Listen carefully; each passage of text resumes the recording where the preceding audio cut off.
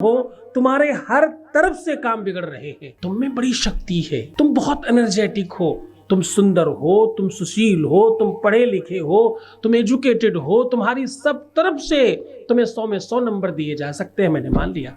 कुलीन हो, शिष्ट हो, संस्कारी हो, सुसंपन्न हो और अच्छे अच्छे कर्म कर रहे हो तुम्हारे हिसाब से, फिर भी अगर तुम्हें तकलीफ मिल रही है तो इसका बड़ा कारण बता रहा हूं आज मैं।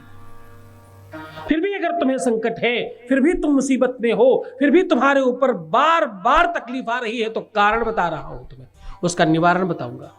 कारण भी और निवारण भी, दोनों चीजें बता रहा हूं, ध्यान से सुनना। तुम तीर्थाटन किसके साथ जा रहे हो करने?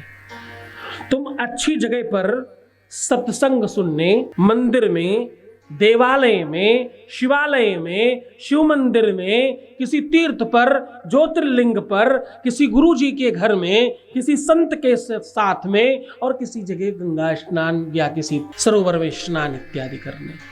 तुम किनके साथ जा रहे हो?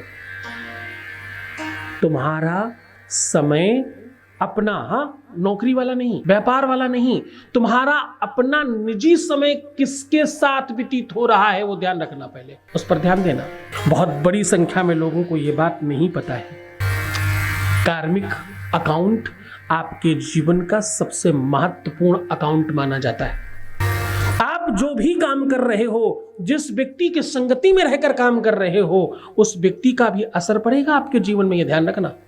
जिस व्यक्ति के साथ तुम घूम रहे हो, जिसके साथ तुम आवागमन कर रहे हो, उसका फर्क तुम्हारे जीवन पर 110% पड़ेगा, कोई संदेह नहीं इस बात में। तुम्हारा काम होना, तुम्हारा काम नहीं होना, इस बात का बहुत बड़ा फल पड़ता है कि तुम्हारे साथ कौन है। रावण ने राम से यही तो कहा था कि भाई मैं तुमसे कुल में बहुत बड़ा हूं, तुमसे धन में भी बहुत बड़ा हूं, तुमसे कुल में बड़ा हूं, खानदान में बड़ा हूं, नाम में बड़ा हूं, और तुमसे धन में बड़ा हूं, बल में बड़ा हूं, सेना में बड़ा हूं, राज्य में बड़ा हूं, हर चीज में तुमसे बहुत बड़ा हूं। तुम तो सिर्फ राजा दशरथ के घर में जन्म लेकर के यहां तक चले आए, मैंने त्रैलोक को विजय प्राप्त किया है।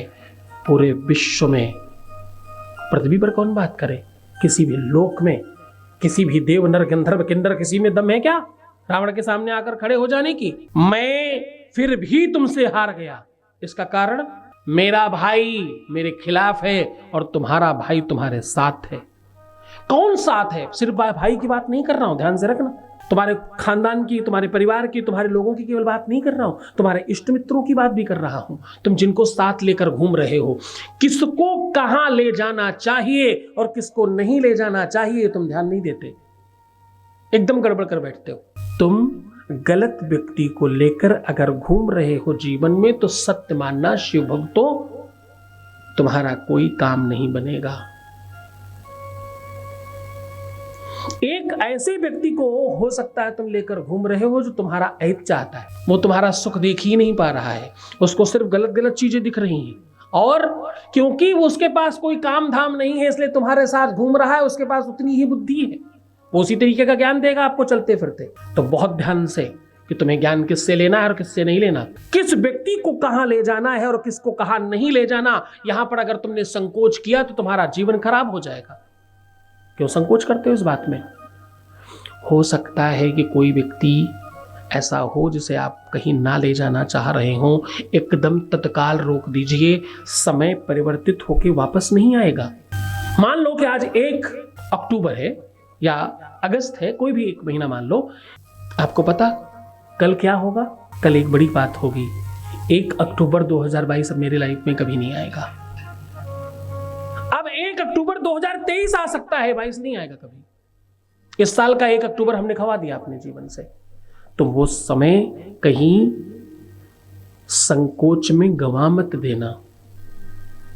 उस समय जो हो सकता है वो बाद में नहीं हो पाएगा, इस बात का पूरा ध्यान रखना।